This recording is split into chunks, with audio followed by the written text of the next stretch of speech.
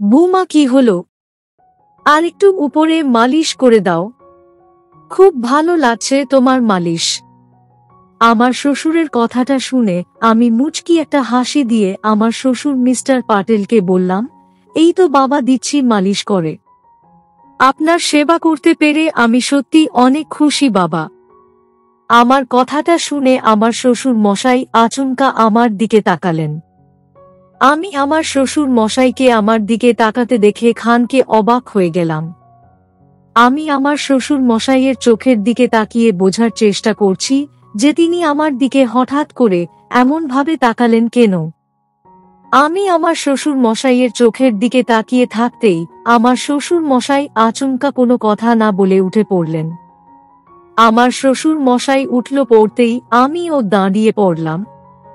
আমি দাঁড়িয়ে মাথাটা নিচু করে ফেলতেই আমার শ্বশুর মিস্টার পাটেল আমার দিকে এগিয়ে এসে আচমকাই তিনি আমাকে, হ্যালো আমার কলিজার বন্ধুরা, কেমন আছো সবাই? প্রতিদিনের মতো আজও আমি তোমাদের মাঝে নতুন একটি ভিডিও নিয়ে হাজির হয়েছি। আজ আমি তোমাদের বলবো আমার নিজের আপন শ্বশুরের সাথে আমার জীবনের আরও একটি অসাধারণ সত্যি গল্প। আমি জানি এমন গল্প হয়তো তোমরা এর আগে কখনো শোনোনি। আমি শতভাগ সিওর হয়ে বলতে পারি আজকের ভিডিওটা দেখার পর তোমাদের জল আসবে। তাই তোমাদের অনুরোধ করছি সম্পূর্ণ ভিডিওটি দেখার।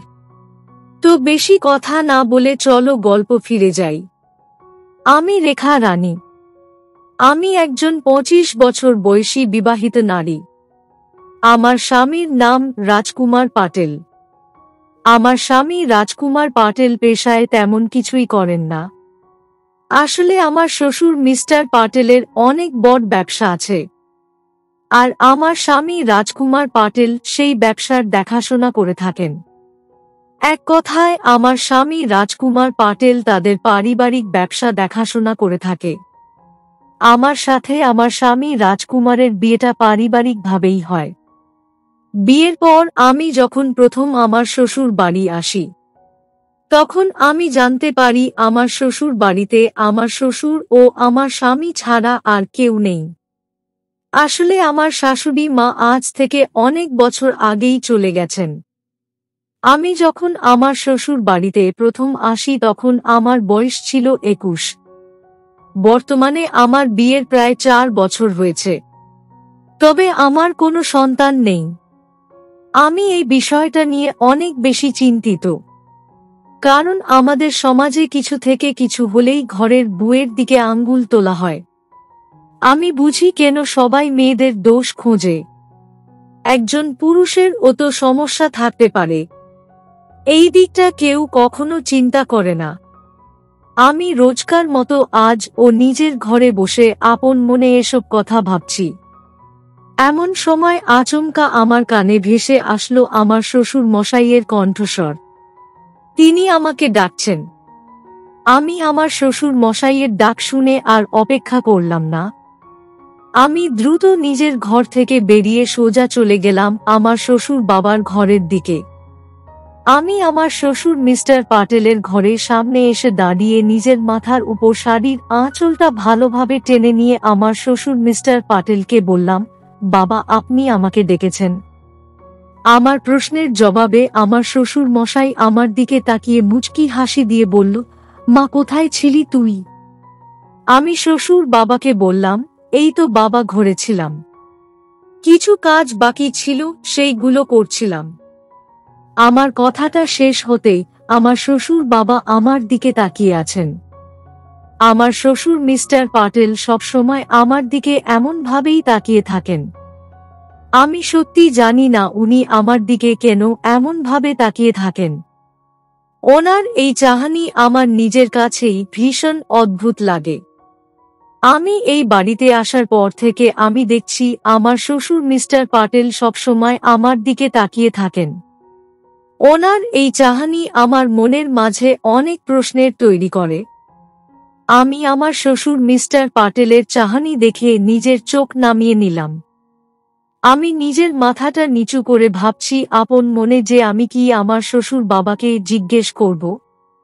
উনি সব সময় আমার দিকে এমন ভাবে তাকিয়ে থাকেন কেন?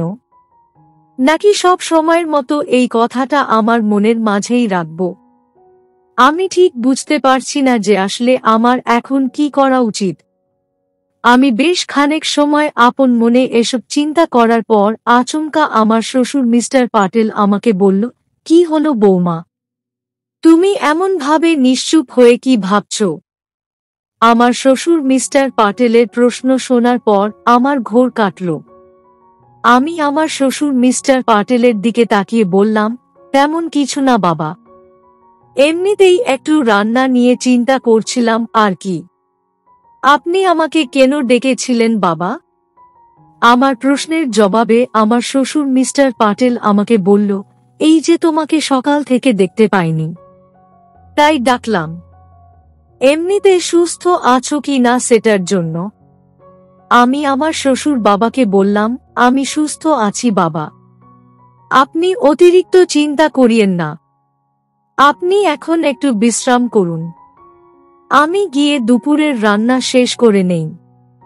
আমি কথাটা শেষ করতেই আমার শ্বশুর মিস্টার পাটেলের ঘর থেকে বেরিয়ে সোজা চলে আসি আমার রান্নাঘরে।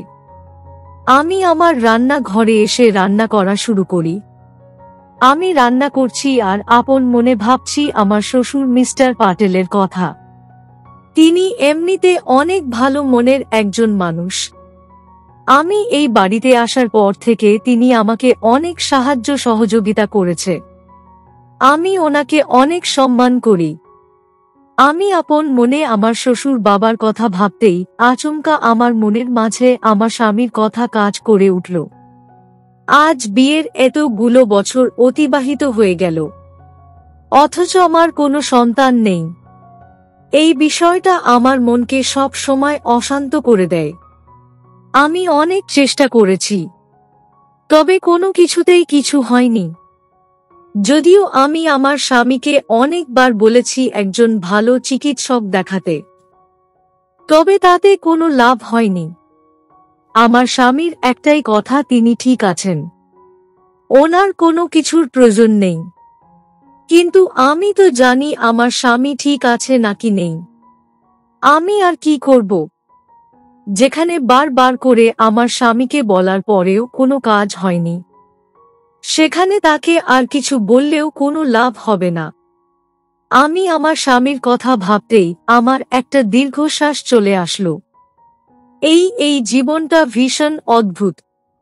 এই জীবনের কোনো কিছুই আগে থেকে না বোঝা যায়, আর না বোঝার পরে কিছু করা যায়। আমি নিজের মনকে শান্ত করতে একটা দীর্ঘশ্বাস ফেলে রান্নায় মন দিলাম। প্রায় মিনিট খানেক সময় রান্না করার পর আচমকা আমার মনের মাঝে কেমন যেন করে উঠল। আমি বুঝতে পারছি না যে আচমকা আমার এমন কেন মনে হচ্ছে। আমি নিজের ঘাড় ঘুরিয়ে পেছন ফিরে তাকাতেই আমি ভীষণ রকম চমকে উঠলাম।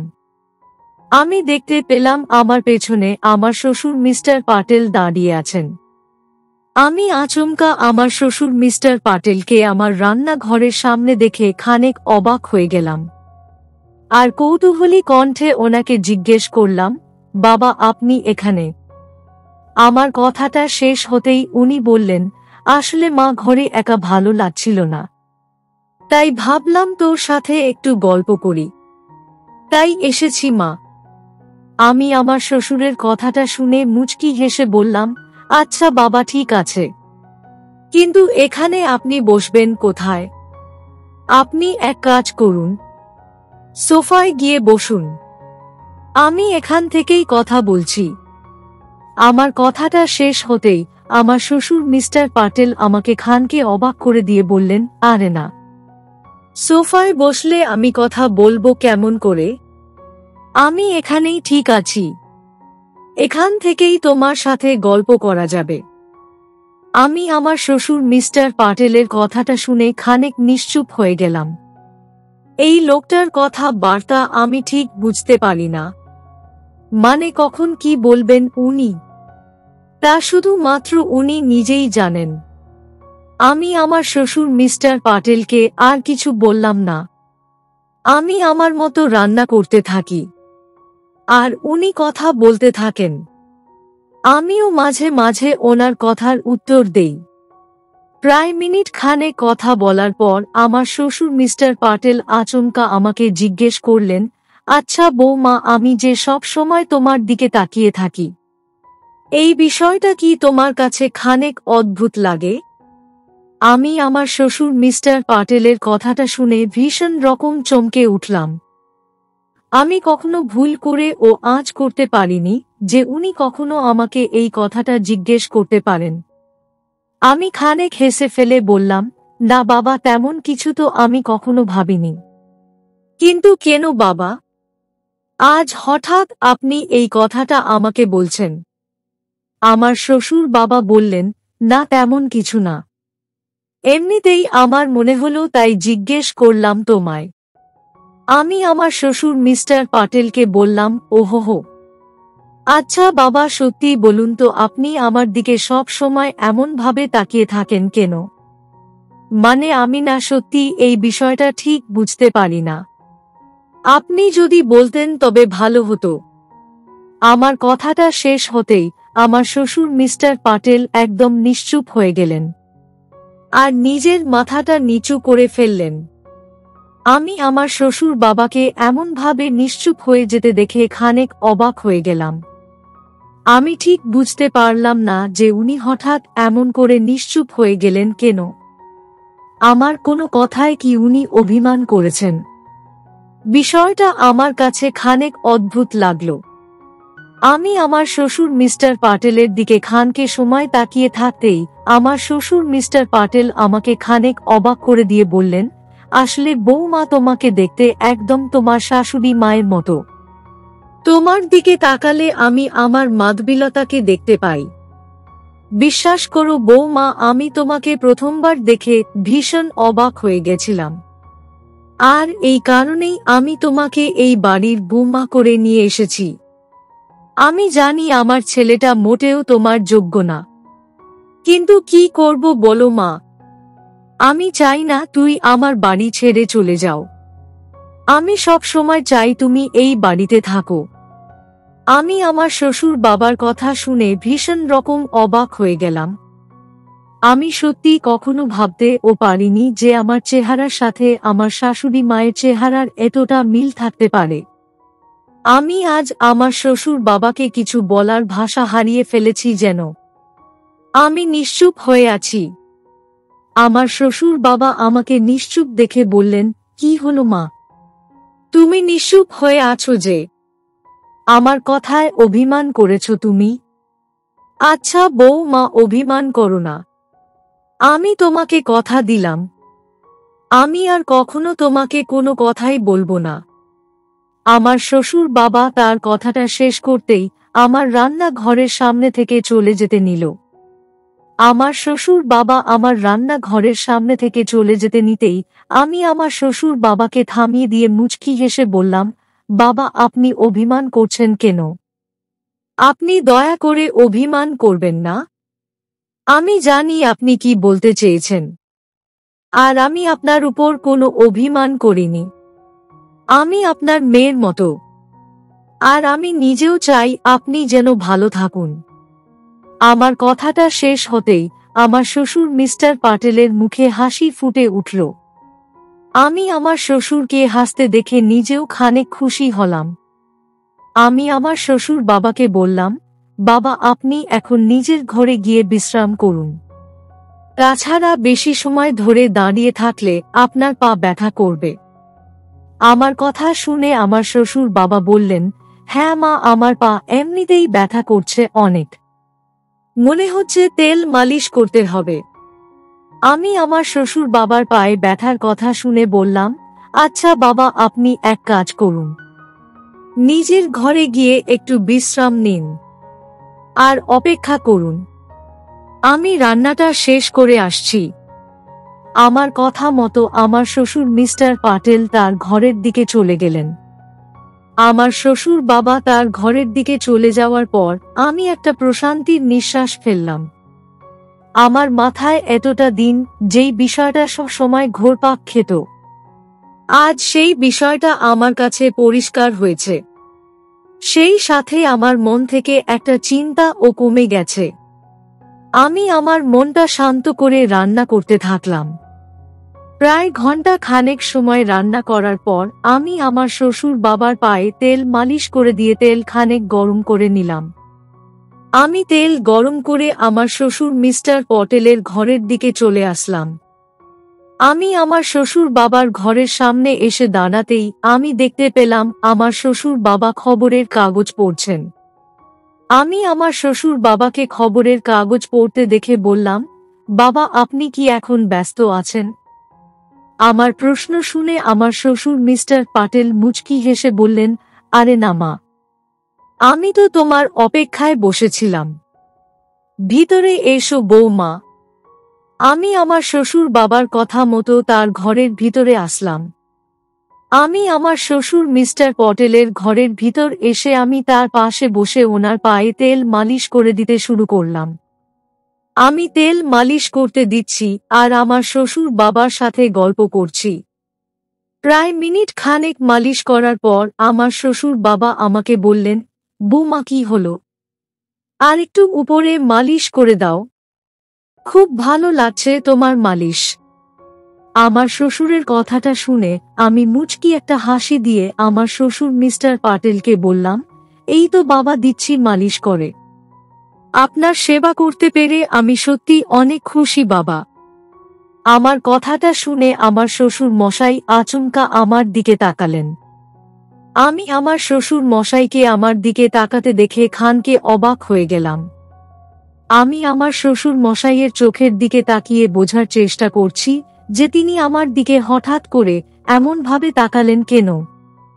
আমি আমার শ্বশুর মশাইয়ের চোখের দিকে তাকিয়ে থাকতেই আমার শ্বশুর মশাই আচমকা কোনো কথা না বলে উঠে পড়লেন। আমার শ্বশুর মশাই উঠল পড়তেই আমিও দাঁড়িয়ে পড়লাম।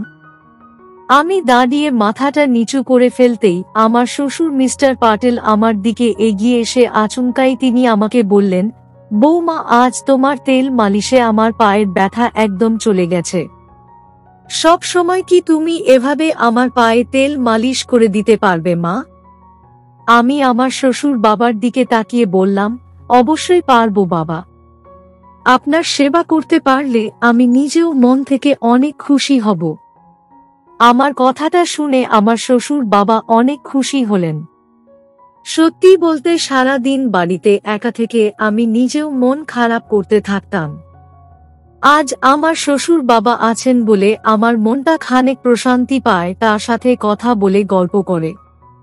অতঃপর আর কি, আমি এমনভাবেই রোজ আমার শ্বশুর বাবার পায়ে তেল মালিশ করে দিতাম। সত্যি এখন আমি অনেক ভালো আছি। আমার মন এখন একদমই বিষণ্ণ হয় না। আমি এখন মন থেকে অনেক ভালো আছি। তো বন্ধুরা, এই ছিল আমার নিজের আপন শ্বশুরের সাথে আমার জীবনের একটি সত্যি ঘটনা। তোমাদের কেমন লাগলো আজকের গল্পটা? অবশ্যই কমেন্টে জানাবেন। প্রিয় বন্ধুরা, আজকের ভিডিওটি এখানেই শেষ করলাম।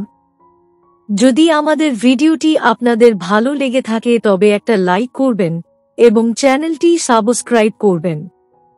আজকের জন্য আপনাদের কাছে বিদায় নিচ্ছি। দেখা হবে আগামীকাল নতুন একটি ভিডিও নিয়ে। সে পর্যন্ত সবাই ভালো থাকবেন। ধন্যবাদ।